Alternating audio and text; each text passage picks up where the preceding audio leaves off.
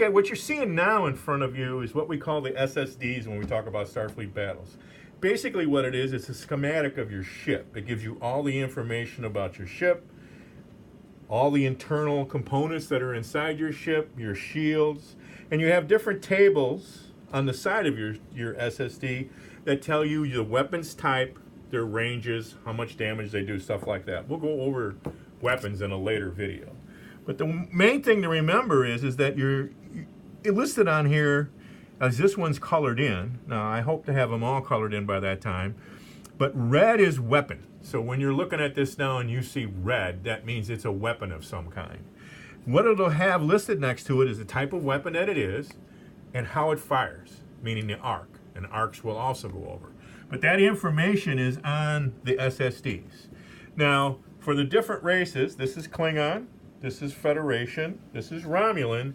You have different types of heavy weapons. So just like the television show, the Romulans use a weapon called plasma torpedoes, their heavy weapon, their main damage weapon. That's a seeking weapon, not a direct fire weapon. What does that mean?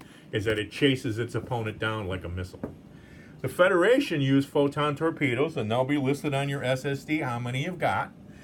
That's a direct fire weapon. If you've watched the TV show and the movies, you know what it is. It shoots, goes out, and hits the guy.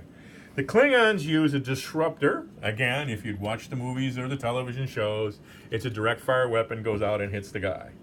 So the other thing that's important down here is it will have your shields. So this is one side, this is the other side, the front and the back.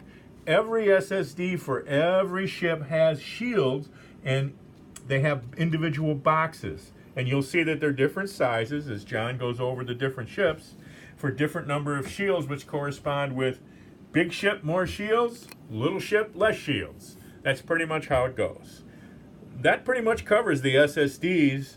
Don't get intimidated by how they look. They really are not that complicated.